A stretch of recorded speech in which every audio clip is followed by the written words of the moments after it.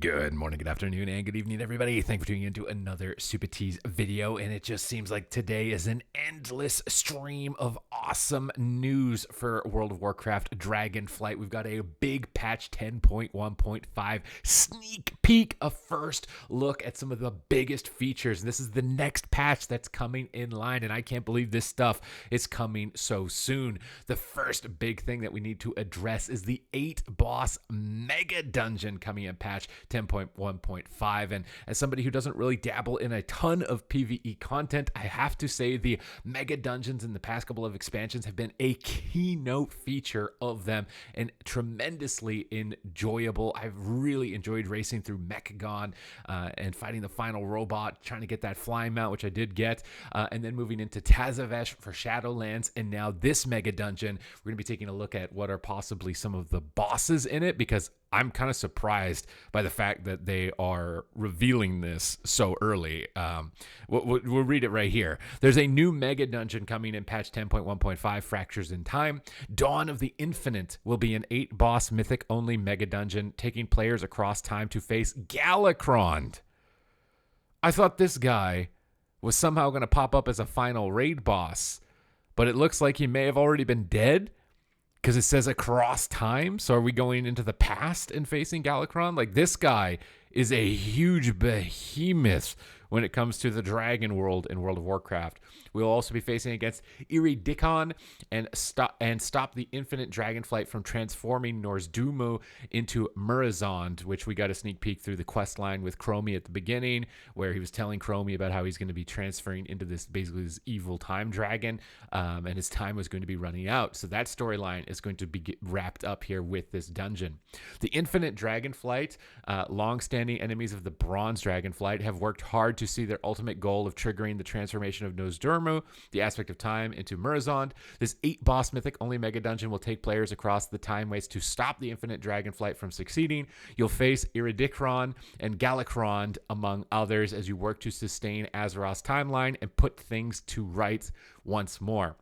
We haven't heard much from the Infinite Dragonflight since encountering them inside Uldaman, Legacy of Tyr at the start of Dragonflight, but there's been a lot of discussion and speculation as to where the story might go. Of course, we still know that their ultimate goal is to turn Nozdormu into Murazond, but the teaser here suggests that the Primal Incarnate's interests align with their goals, specifying that we would face Iridikron and Galakrond inside the dungeon. Look how huge this guy looks. Like, are we really going to be able to fight this guy? And is he going to be a dungeon boss? Like, I thought about this with Warlords of Draenor, or like a lot of the warlords, they threw Ner'zhul into a dungeon, and it was like, bro, that should have been a raid boss. It feels like throwing Galakrond in a dungeon. Like, this dungeon must be insane to put a name like this into a dungeon. Iridikron uses the time waste to bring back Galakrond. Seems obvious, but more interesting here is the question of whether we will actually stop and defeat Iridikron entirely inside the mega dungeon rather than in a raid setting. With 3 primalists still on the loose, it feels like we're going to have to work overtime in order to defeat them before the Dragonflight expansion ends.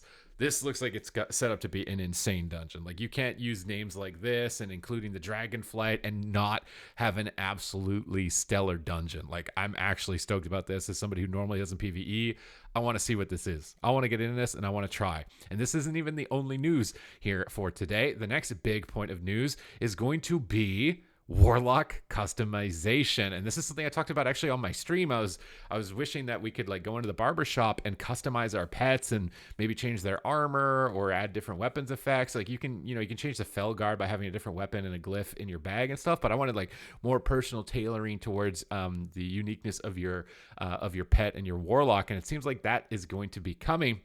In the official blog post for 10.1.5 Fractures in Time, Blizzard has confirmed that all races will be available to the Warlock class, and in addition to this, pet customization for Warlock is also coming in 10.1.5 with an all-new quest line leading to a new appearance to your imp and the option to customize all of your pets in the barber shop. So Warlocks are now going to be able to be Night Elves, Draenei, Lightforged Draenei, which is surprising, Pandaren, Kultiran, Tauren, High Mountain Tauren, Magar Orcs, and Zandalari Trolls. I think the biggest one is Night Elf, being able to get that extra crowd control avoidance, and in dungeons as well for Mythic Plus, getting resets on trash pulls with Shadow Meld. You'll be able to incorporate a Warlock now into those types of strategies. Don't think I'm a big fan, honestly, of Lightforged Draenei. It just doesn't really make a lot of sense to me that they would be able to be that. I mean, if you're going to do that, you may as well have Undead Paladins, right?